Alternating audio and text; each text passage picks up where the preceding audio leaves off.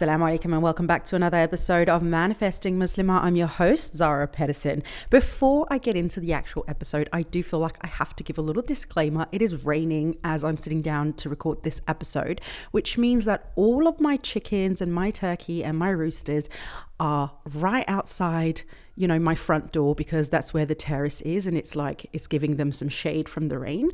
And that's kind of where they're going to stay the whole day because they don't want to get wet. So there might be some extra cockatoodle toos and I don't know, just sounds and whatnot coming while I'm recording this episode. I can't really do anything about it.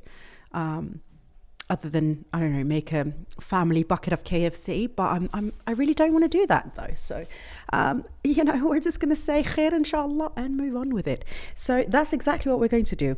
We're going to say khair inshallah, and then I'm going to talk to you about the episode topic today, which is, are you ready for the blessing of the dua that you're making?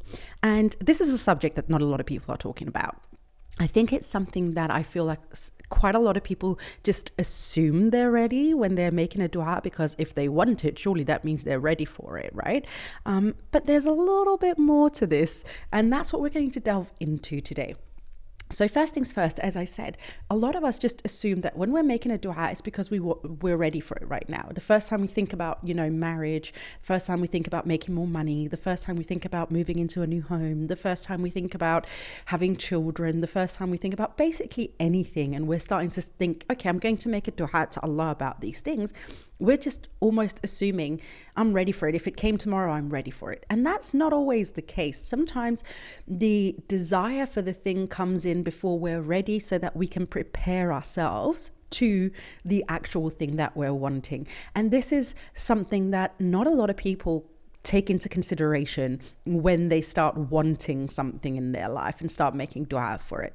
So today I'm going to go through with what kind of things that you could potentially need to prepare and keep in mind as maybe you've already begun making the dua for certain things. Maybe you're starting to play around with certain desires, wishes, dreams in your mind, and you're like, oh, where do I want to begin? What kind of things do I actually want in my life? Then think about these things as well. If you're ready to do these things that are basically required and necessary for you in order to receive your manifestation. Okay, so the first thing that I want to speak into is, are you ready to do the work, basically? I've been quite a huge advocate, and if you followed me for any length of time, you'll see that I constantly speak into this fact that it's not just about making the dua and praying tahajjud or istikhara. It is also about doing the work in the physical, in the 3D, but also the internal work, your mindset, your beliefs, your 90% of your thoughts, what's going on in your mind. And I will continuously double down on this, because this is where Allah subhanahu wa ta'ala will not only be able to see our intentions, but he'll also be able to judge our actions and our way of basically the way that we choose to live life. Are we choosing to take the easy road? Are we choosing to work for the things? Are we taking things for granted? Things like that. So doing the work. Are you ready to do the work in the 3D, in the physical? Are you ready to, if you want to move house, are you ready to look at your budget? How much can you actually afford? If you can't afford a house within your budget, what are you willing then to do to make more money or create more of an income so that you can afford a higher rent? Are you willing and ready to start decluttering the space you're in now, making the space you're in now also work for you while you're looking for another place? Which also, I know, sounds very, very weird, but are you ready and willing also to be grateful for what you have while you're looking for something else? And that includes making the space that you're in work for you while you have it.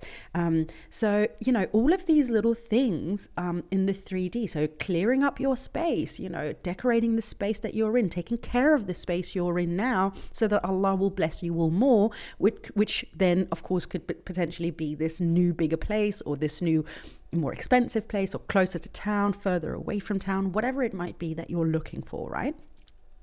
So all of those things, are you ready to do that work? And a lot of people don't really think about that. They think, well, I'll do that when it's necessary. No, it's necessary now because the thought is there. So how can you prepare yourself for it? And also within this action, within this work, in the 3D, in the physical, we can, once we start doing this work, we can start adjusting our desires for a more realistic outcome, which means not that you have to bargain on what it is that you desire and want from Allah subhanahu wa ta'ala. Rather, it is a question of, is my ego taking over the dream rather than, the actual God-given desire and dream that Allah has given me? Meaning, the moment you start looking at houses, you see something that's ever so slightly even more over budget from what you were originally looking at, but it has a pool, but you don't really swim, but it would be nice. And oh my God, what a flex if I had a pool, or, an extra room, or whatever it might be. And instead of focusing on, hey, this is actually what I really wanted, which you'll find out when you start doing the work, you'll start letting the ego take over and be like, okay, a little bit more, a little bit more, a little bit more, because that's what ego does. We want a little bit more, we want a little bit better, we want a little bit more high value, we want to impress our friends, our family, whatever it might be, right? So when we start taking the action, we start also being able to adjust our dreams. We start again with the working on our space where we're at now. We might see, hey, actually, I don't necessarily need another room, but it would be nice with an open space living room so that I can see the kitchen from my living room or whatever. And that might be the only difference that would really, truly change your world for the better in the next home. Or it could just be, I'd like a bigger garden because I'm really into gardening, but actually I'm quite happy with the internal space of the house. But once we start doing this work, these little revelations where we can start adjusting and get down to the actual nitty-gritty of what it is that we're really wanting and looking for starts coming into a clearer picture for us.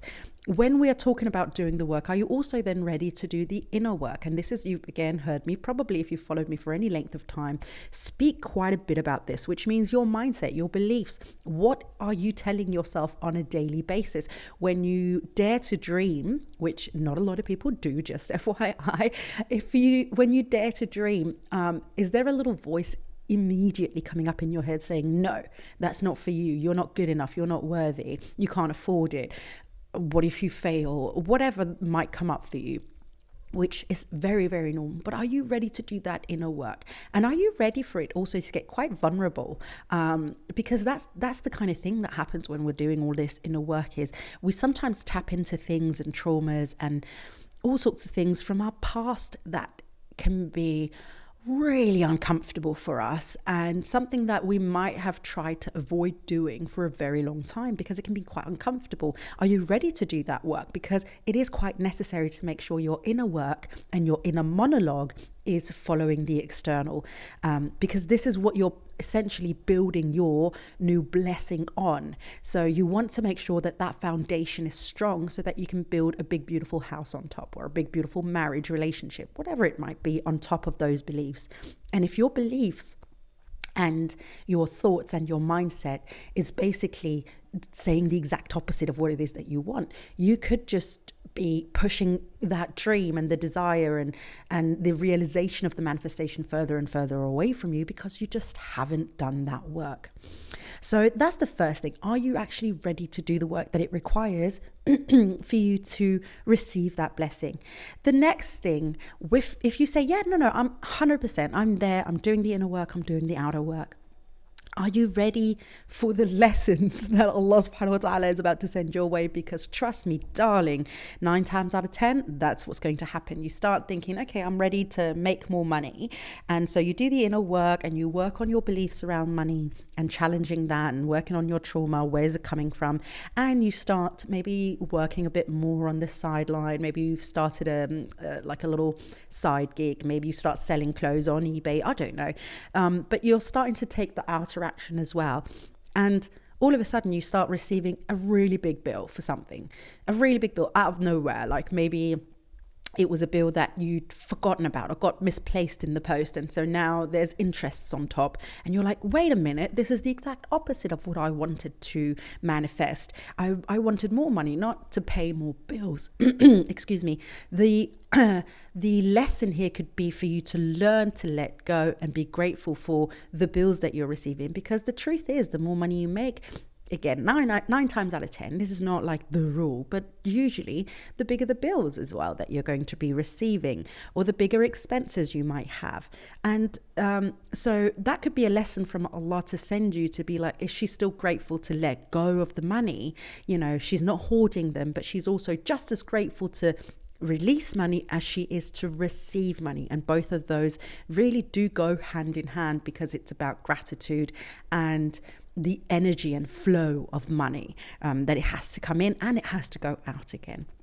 That's just an example, of course. Another lesson, if let's say the house thing again, could be that you saw a house and you've done the work, and then you get the house, you're almost about to get the house, but then somebody else comes in with a higher offer and they, you know, buy you out of the house. Are you ready to let go of that house? You know, are you ready to surrender it, which we're going to talk about in just a minute as well. So are you ready to let go of it again and not get caught up on the actual one physical manifestation, but also, you know, being able to say, well, if that's not for me, then I'll let it go. So let me quickly, when I've got that little topic there in mind, jump down to, are you ready to surrender your expectations? Now, this one's a big one, because a lot of us say we might be, but in truth, we might not be as ready to surrender our expectations as we would like to think that we are. So the surrendering is surrendering to Allah's plan and His will. So if, for instance, coming back to the example of the house, you go and look at a house and you're like, oh my God, this is the one, this is the one. And then again, somebody comes in and outbids you and you can't outbid them. So you have to let go of that house. Are you ready to surrender that expectation that your manifestation is going to be that exact house, and trust that there's going to be something even better than that house coming your way, because you release this one? And this is where a lot of us get a little bit caught up, because we do think that our egos know best. You know, we have these ideas in our heads that we make up in our heads, and we're like, oh, this is definitely the way for me. This is definitely the house for me. This is definitely, you know, how my money's going to come from, where my money's going to come from. This is definitely the kind of partner that I want. Especially, by the way, speaking of that, specifically when it comes to, you know, wanting a partner, we have a little crush on someone and we've had this person in mind. And I know a lot of you might feel a little bit called out on this, but are you ready to let go of that specific person if Allah has somebody better written for you?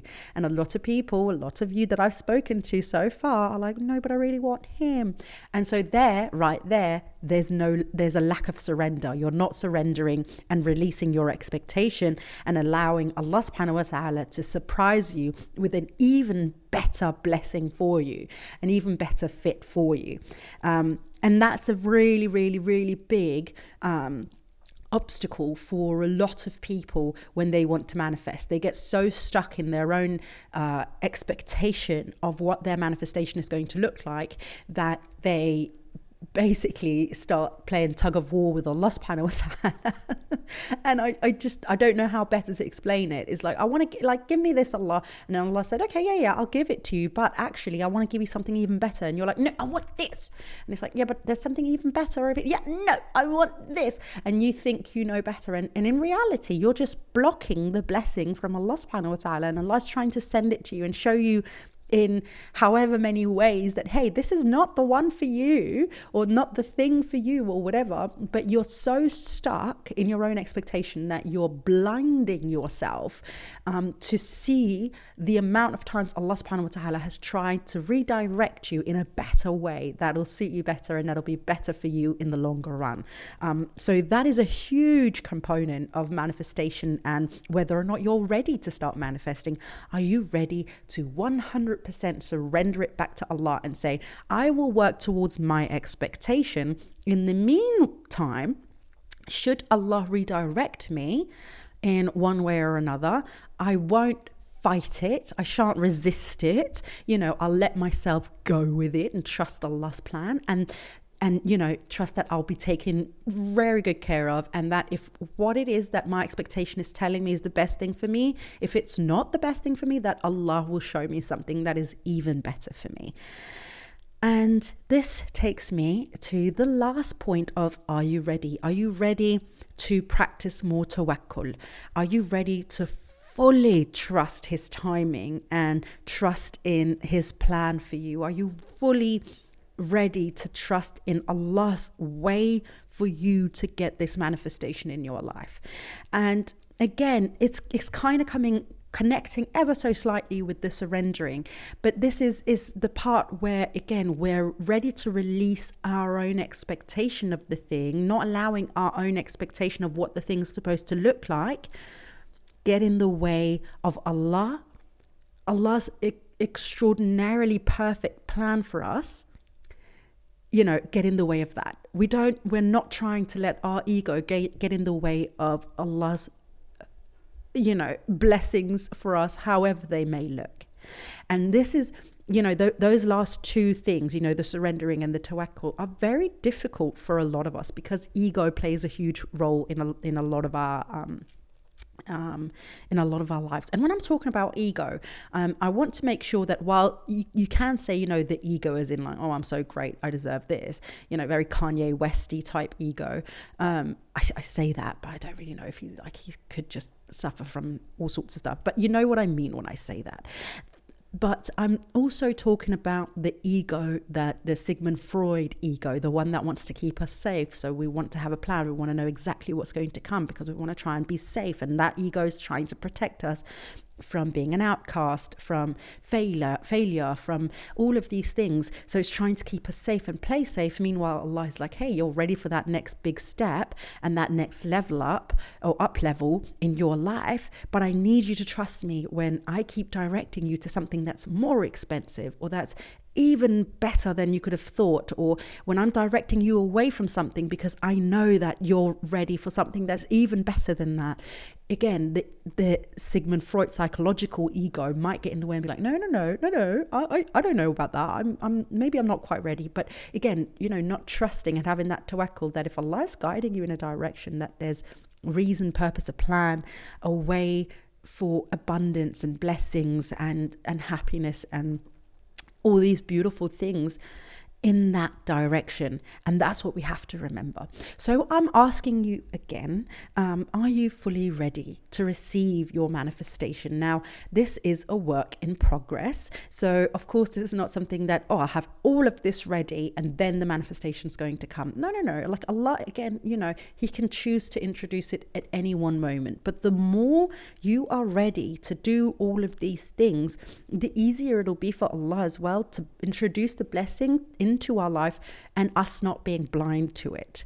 And also us not, like, let's say, for instance, about doing the work, Allah can send, if you wanted to start a business, Allah can start sending clients to you, but you haven't set up the business yet. So you can't actually receive the money. So Allah is like, well, you're asking for the thing. You want more money. I'm sending you potential clients, but you haven't set up a business model yet, so you can't receive clients. Or, I'm sending you clients. You've set up the business, but you haven't done the inner work, so you don't think you're worthy of receiving money, so you start giving away your services for free.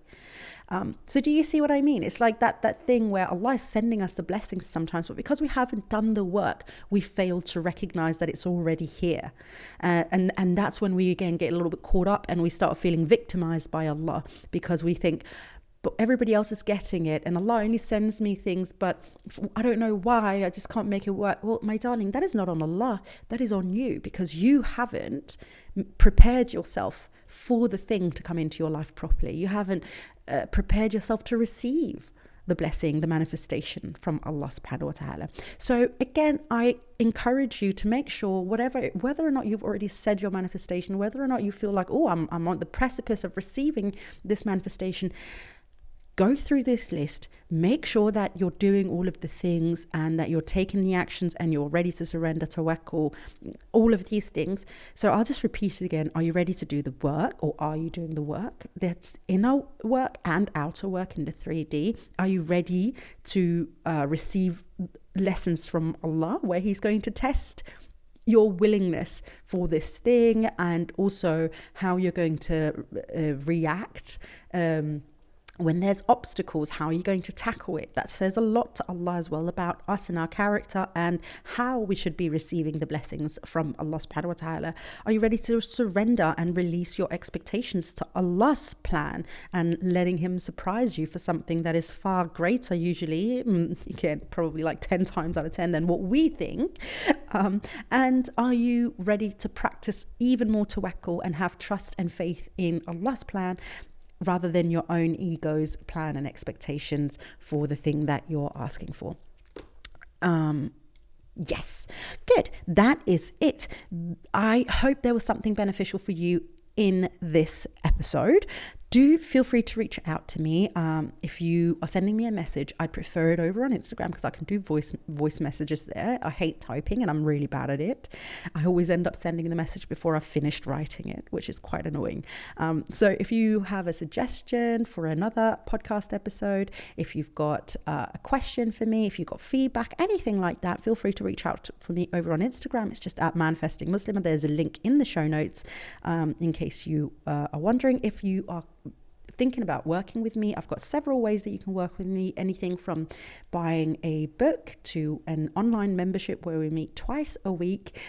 Lovely little community we've got going on over there. You should definitely check that out. It's only £10 a month. I also have an e-course, Belief Breakthrough, where you can do the inner work. So if you're struggling to do the inner work around your belief and your mindset, then go and check out that course. It's $79.99.